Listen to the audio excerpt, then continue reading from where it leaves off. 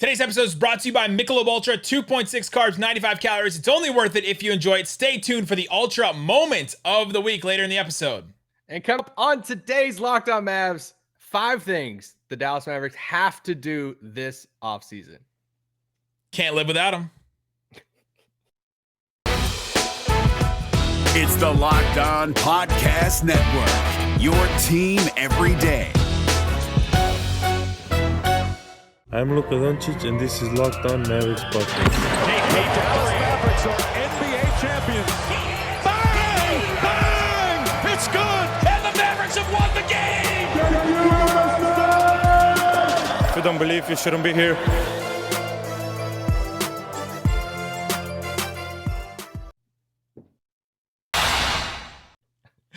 And welcome. You are locked on to the Dallas Mavericks. My name is Nick Angstadt, media member and coordinator for the Locked On Podcast Network. And joining me, as always, my co-host, contributor at Mavs.com. The Trey Titan, the One More Thing King. What you got for me, Isaac Harris? Oh, man. How fun is the whole, ratings and everything. If you like basketball, you got to like these conference finals, right? I don't care about the ratings anymore. It's all changed because of streaming and all that, right? Take it all out. Yeah. Well, let's go. Wait, let's pull up LeBron's thread that he did of. They do ratings. They just have random people's houses, literally random people's houses get tracked as to see what they're watching TV, and then they just guess based on those numbers. It's the same way they do political polls and all that. It's how do you really know? You don't really know, but you do know on streaming. You do know that numbers are up on all that for Instagram, social media, and all that stuff for the NBA. But yeah, we don't have to get into all that. The conference finals are a lot of fun. Did you like LeBron's thread he did the other day, basically discrediting this finals of, hey guys, look at everybody that's hurt right now? I have thought about. I tried to tell him. The league didn't listen to me. If you think that last year's finals had an asterisk, this one may have one. You may have to give this one too, right? All the guys are literally the top 2 players in the Western Conference Finals are out, and Kawhi and Chris Paul. That's wild. Yeah. Then you have this other there's a side. lot of injuries for sure. There's nothing. There's no way around that for sure. No. I just thought again, LeBron's thread and stuff is funny because. But the way around it is what LeBron's saying, right? They should have started the season later. The Mavs thought they were going to do. But he's not tweeting that out if he's in the conference finals. This is I'm at home. No, he's not, because he's locked in, Isaac. It's no social media during a playoff run, right? He's locked in. On it. But okay, one thing I want to say there's so much stuff basketball-wise, conference finals-wise we could talk about, but I think one of the bigger things is just the 2018 draft class. It is, yeah, man. How much fun will this draft class go down? I was looking at it again last night, and it's you look at that top 5. Sorry, Kings fans. This is, if you're listening to this pod. I don't think they listen anymore. I think we scared them off a long time ago. But these conference finals, you have DeAndre Ayton, you have Trae Young, Luka Doncic is still the best player in the draft, hands down. That's not even after this, and we're recording this right after the Hawks-Bucks game, which was so much fun. Trae had 48. The off the backboard pass to John Collins was so much fun, but it's still not a debate, guys. Every GM, somebody texted me tonight and said, hey, Trae Young could have been a Maverick. How does that make you feel? And I'm I'm all right. God that he's not, because that means we would have not had Luka Doncic, who is the overall overwhelming best player in the draft. But Trae Young, Luka, DeAndre Ayton, even going down to that next 10, 11, 12, 13 range, Mikal Bridges, SGA, Miles Bridges, Michael Porter Jr., this whole lottery, it's just crazy. I really do think this is going to be an all-timer draft that we're going to look back on 10 years from now. And I think more than anybody, I am so happy for DeAndre Ayton. I know. Trae Young and Luka, they're always going to be locked in. They started off the rookie seasons they're great. But DeAndre Ayton playing as well as he is, I'm just really happy for him. And he seems like a cool guy. Absolutely. Yeah, that 2018 draft just looks absolutely incredible now. And there's guys still with some potential. Herder's underneath that. Herder was a first-round pick.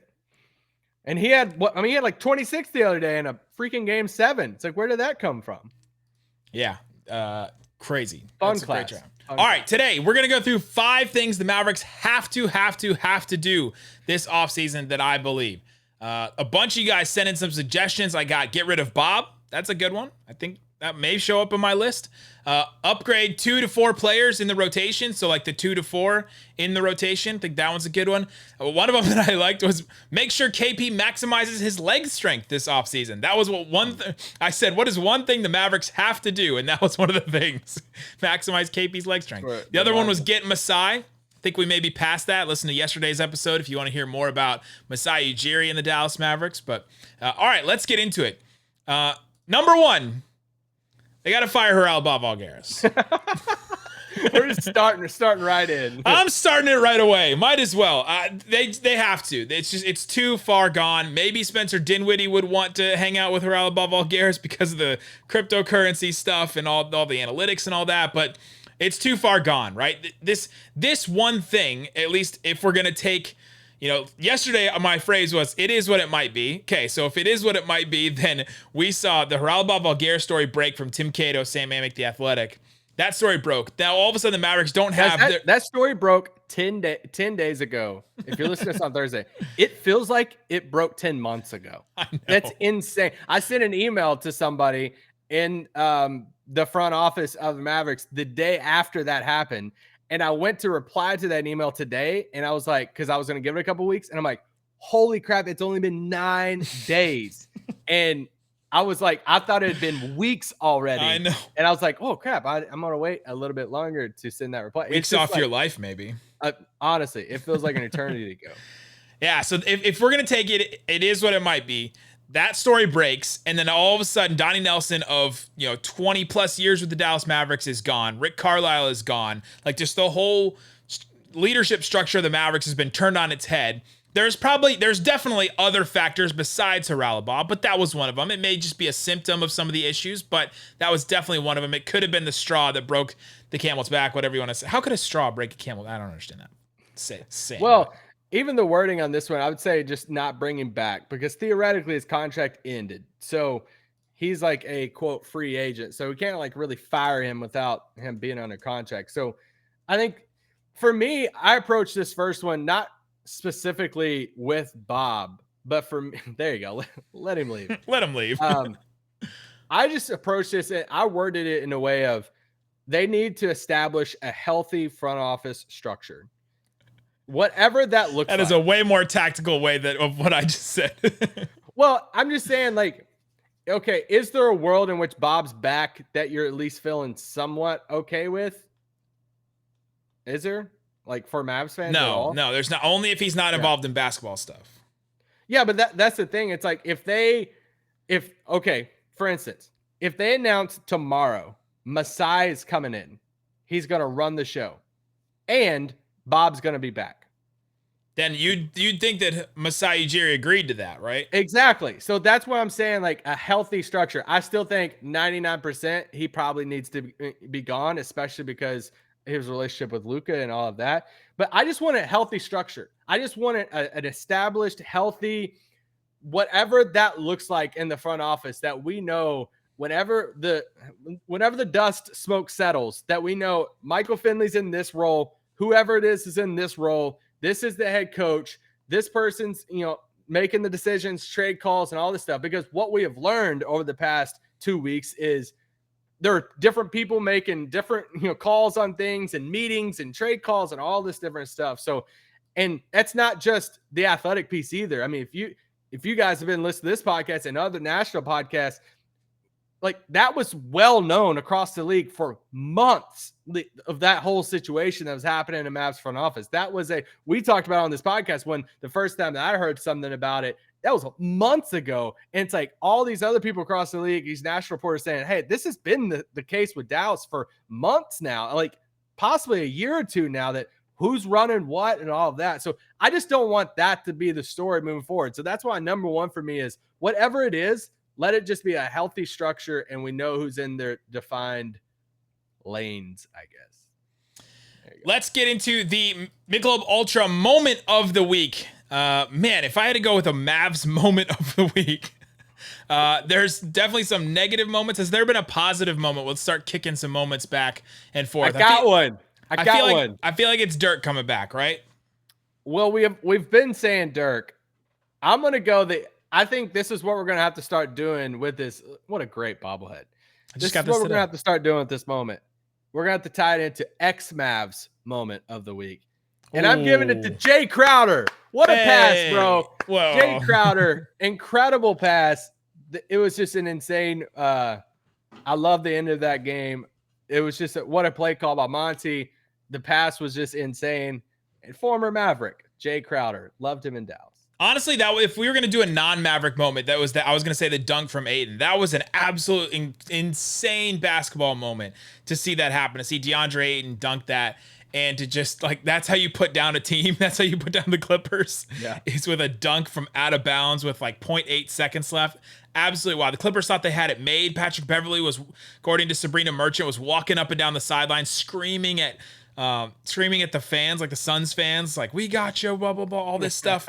And just completely shut up Patrick Beverley with one dunk. Shout out to DeAndre Ayton. So, yeah, that moment brought me joy. Maybe not as a Mavs fan, but definitely as an NBA fan. Joy, happiness, enjoyment. It's only worth it if you enjoy it. Joy creates success, but it isn't the end game. It's the whole game, Isaac Harris. Go get yourself some Michelob Ultra. All right, Isaac Harris, we went through number 1, the 5 things the Mavericks absolutely have to do this offseason. Let Reliably Garris leave, fire him, figure out the front office structure. I guess you can all just tie that into one. But then here is my second one, which we also kind of hit on already. Hire an outside GM, president of basketball operations. I think they need somebody. We talked about Finley. We made the case for Finley yesterday. I do think they need somebody else outside of the organization, maybe that has more connections than someone in the organization, somebody outside. Either as the GM or the president of basketball operations. So Finley could still be the top guy, but they have to get somebody else outside of the organization to bring a new voice that's not going to be Reliably, that's actually going to have a role in the hierarchy in the front office. Yeah, I agree with this 100%. We've both said, especially on yesterday's podcast, that we're down for Finley being a part of the front office. I think he would be great in that. He's been grooming to be in that role for a while. We just need some type of outside voice. Yes, in some type of role. And that's where is it GM? Is it basketball ops? Whatever one that Finley's not, who is that person? We'll see. We haven't even seen any names yet. This is this pod comes out for Thursday's, podcast. We had the, draft lottery a couple nights ago. Draft is coming up at the end of July. They have to figure, hopefully we start seeing names soon, right? We're 5 weeks from the draft. That's pretty wild. So I would assume at some point over the next week, we'll at least see some type of names being floated out, people who are being considered for GM, basketball ops, different executives around the league that they've called something. The other thing is we do know that Cuban is not one to he doesn't really like things to get leaked. One of my memories is always going to be Dennis Smith Jr. draft. The Dennis Smith Jr. draft. We were there. We walked into the war room. We saw how it was all set up. They made sure that everything was down. They had everything up. They had literally a TV monitor with TweetDeck up of the major newsbreakers, Shams, Woj, Stein, all those guys, all their tweets just showing up. And I remember Mark Cuban specifically saying, if Woj leaks our pick, you're one of you is fired, right? Yeah.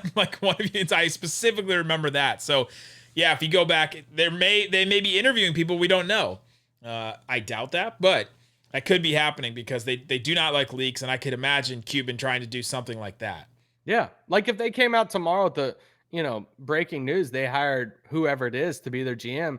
We're not gonna be shocked if we didn't see his name, ahead of time.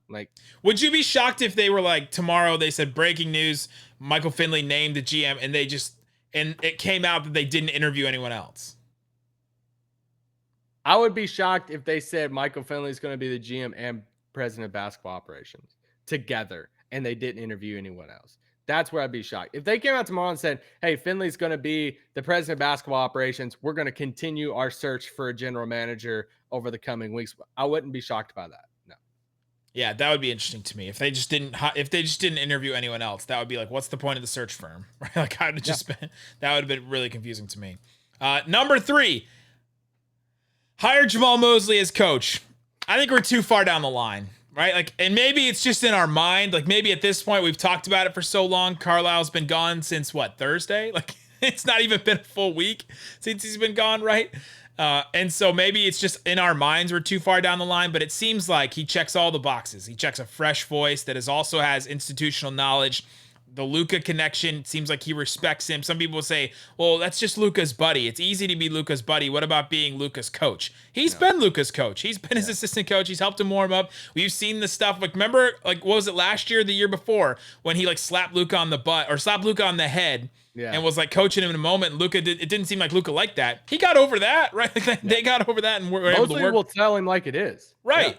Yeah, that was a moment like that where he just, knucklehead and hit him in the side of the head. So I think that respect will work a little bit better in a relationship like that. So I think it's Jamahl Mosley's job to lose. I mean, if you saw the Bet Online odds, it was just completely Jamahl Mosley's job to lose. What do they know? But I think this is the next one they have to do. And we haven't seen Mosley's name brought up in any of these other coaching searches. That's a good point.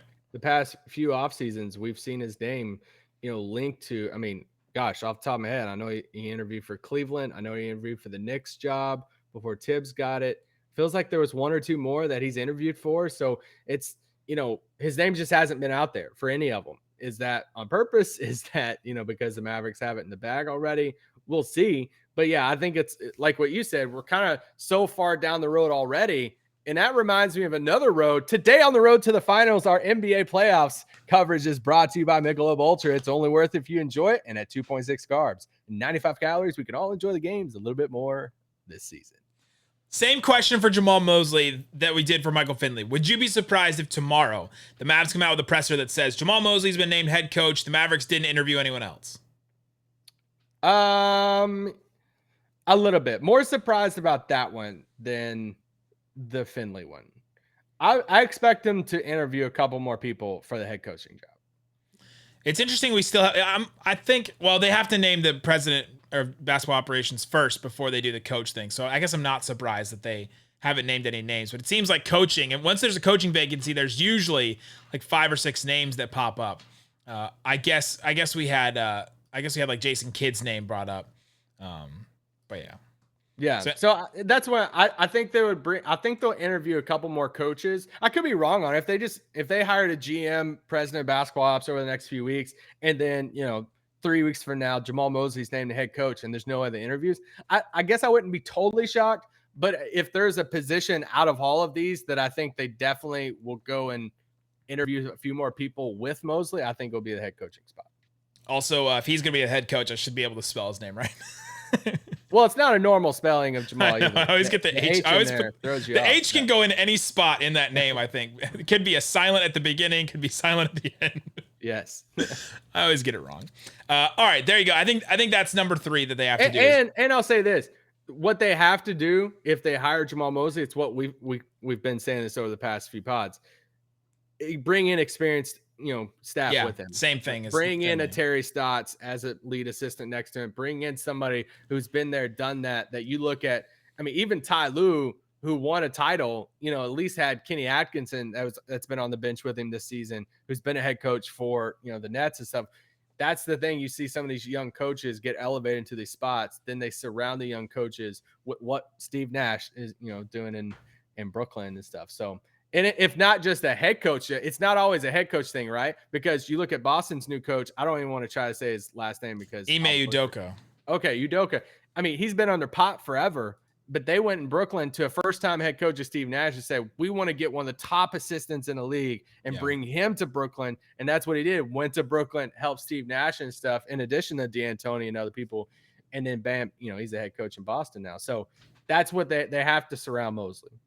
Have you seen Jason Terry's comments about how he 100% thinks he could coach the Dallas Mavericks right now? I haven't. That'd be an interesting name too that I think that would could be on the Mavs bench. But I also want to point out this. So we've said this a couple times. We want an experienced assistant coach, experienced GM, experienced, this. It's not because we don't think Jamahl Mosley and Michael Finley can do the job. We think they can do the job for sure. They've been waiting in the wings. They've been training. They've been underneath, these two guys, Rick Carlisle and Donnie Nelson, for a lot of years now. They've been trained up from these guys. It seems like they've been groomed for these roles, but they are experienced. They haven't done the job before. And so the Mavericks are in a very specific situation. If this was, even last year, I think I would just be like, okay, yeah, bring those guys in, give them a chance. But this year, there's so much leverage in this offseason. So many things can happen. The fate of the Mavericks' future kind of relies on this offseason, It seems like almost. That seems like a crazy thing to say, but a lot is riding on this. So they need that kind of experience because of the high leverage situation the Mavericks are in. It's not just because we don't think they can do the job. So yeah, well, a lot's riding on the next 3 years. I mean, this is the time you're proving to Luka that he needs to stay. And these hires, they have to mean that. You're not a Cleveland. You're not a end of the, it's like, hey, let's just, whoever young people, let's just do this. Let's experiment. You're not in the experiment stage right now. You are, I mean, your expectation, whoever walks in to the GM basketball ops role, to the head coaching role, is second round of the playoffs. Like that's a big expectation. Like we're expecting that, if not more, over these next 3 or 4 seasons with Luka at the head of your roster. So yeah, that's why. Is what Trae Young is doing over in the East, is that changing the goalposts for the Mavs? It shouldn't, no. But it shouldn't at all. It shouldn't even be a comparison in that. I mean, 2 different conferences, 2 different pathways. You're not playing the Knicks in the first round. You're not like, it's not playing the hurt Sixers in the second round.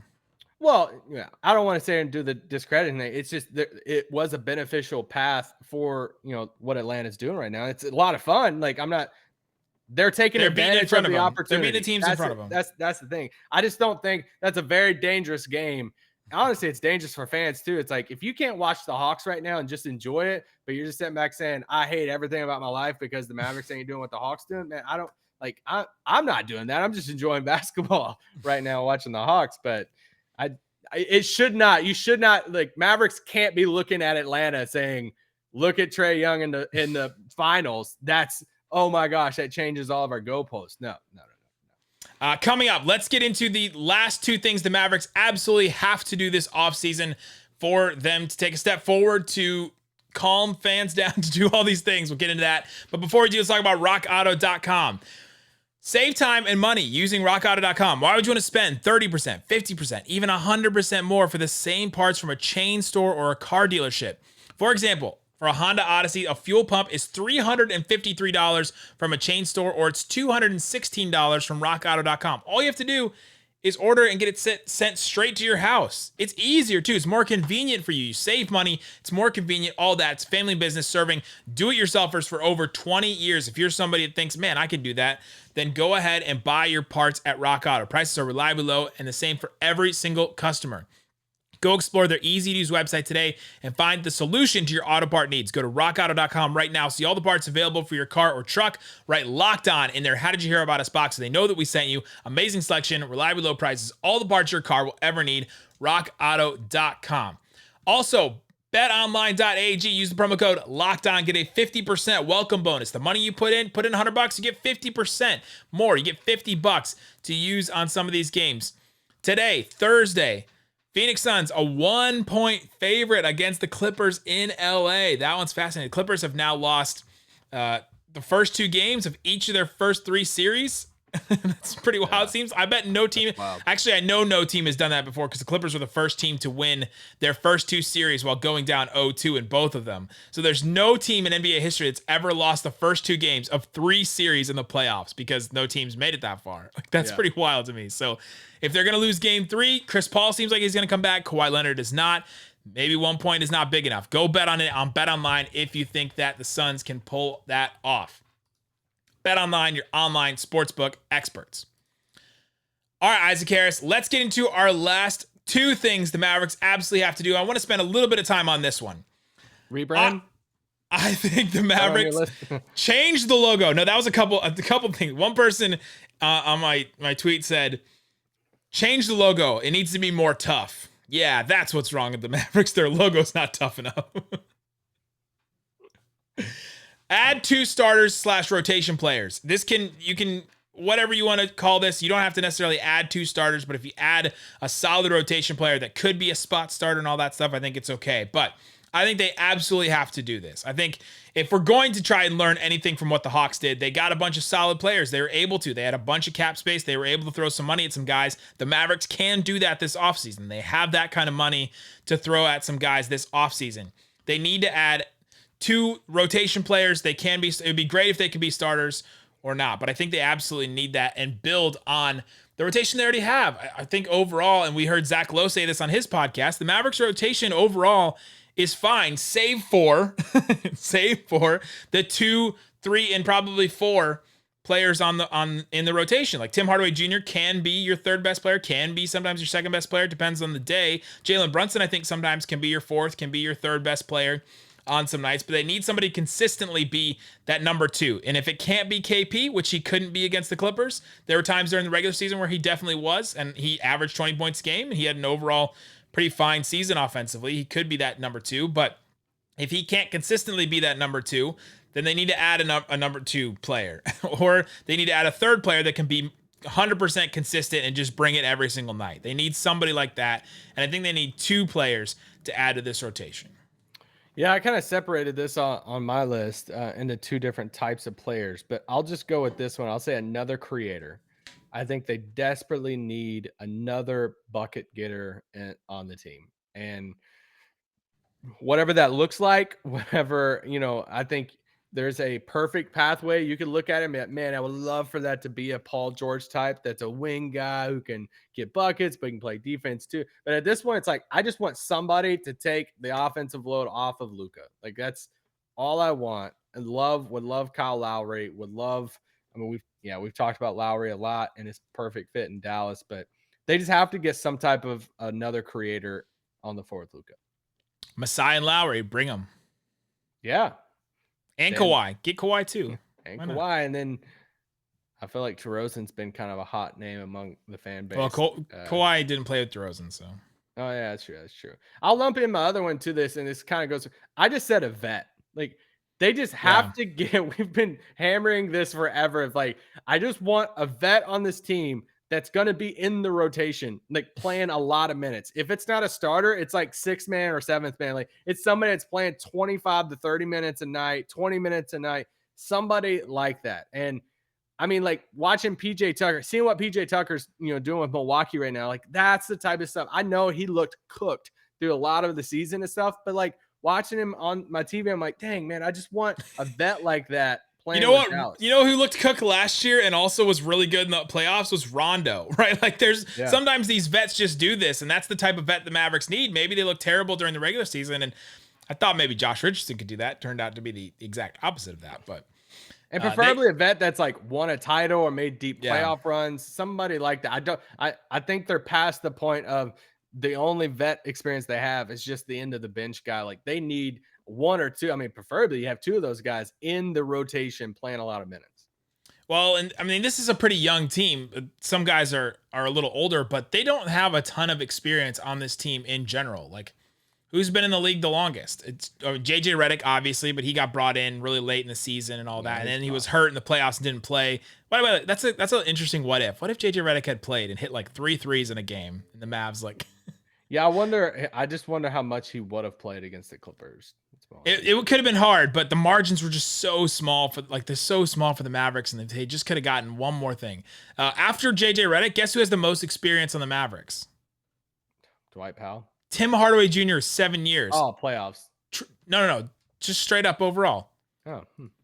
Tim Hardaway Jr. 7 years. Trey Burke 7 years. Dwight Powell 6 years. Richardson 5 years. Like, this is a young team. Maybe not necessarily straight up age-wise, but young experience-wise. Yeah, not necessarily age, but experience for sure. By the way, Tim Hardaway Jr. is like, there's a bunch of players older than him. Melly's older than him. Boban, Powell, Kleba, and he has more NBA experience than those guys. So it's just, that's what you get when you moneyball the roster, I guess, if some people are putting it that way. But yeah, the Mavericks absolutely have to add some talent in that way. They have the assets to do it this summer. They have to, right? It's like not an option anymore. What's your 5th one? My 5th one's obvious. The Luka extension gotta happen. Have to do that with Matt Frello. Have to. Do I have Matt Frello on here? The vibes are immaculate. There he is. Yeah, the Mavs have to do the Luka extension this offseason. You can't talk about Luka staying with the Mavericks unless he actually stays with the Mavericks for the first time. So that has to happen. They have to make that happen. It's an obvious one, that's why I saved it for the end. But that's 5 things the Mavericks absolutely have to do this offseason, is those things right there. If they do other things, maybe I could talk myself into some of them. If they add 3 starters, would I be upset? No, I would not be upset if they were able to add 3 starters instead of 2.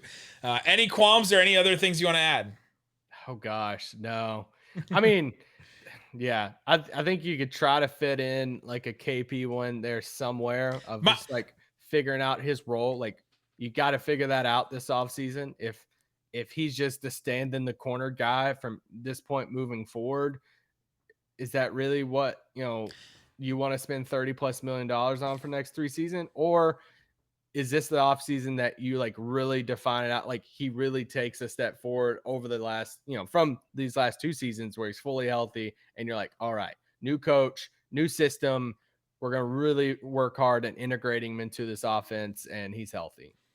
I had trade KP as number 4 and I took it off and I changed it to basically add talent because I think they're going to address, I think now because of the change in GM and front office and coach and all that, I think they're going to wait till the trade deadline to address that, right? Like let's give it a couple of months. Hopefully he stays healthy through all that, but let's wait till the trade deadline. Maybe he gains some trade value because he doesn't have a ton right now. Maybe he gains some trade value, but also maybe it just works out. And that's always what we've said is the best case scenarios if it just works out between him and Luka and everyone involved. Maybe Jamahl Mosley, maybe a new coach, maybe a new front office could make that happen and make it work because I don't think the relationship is completely broken. I think there's still some there. Like it's not like Darth Vader, like he's almost completely lost to the point of like just one little thing. I think there's a couple of things that could bring him back.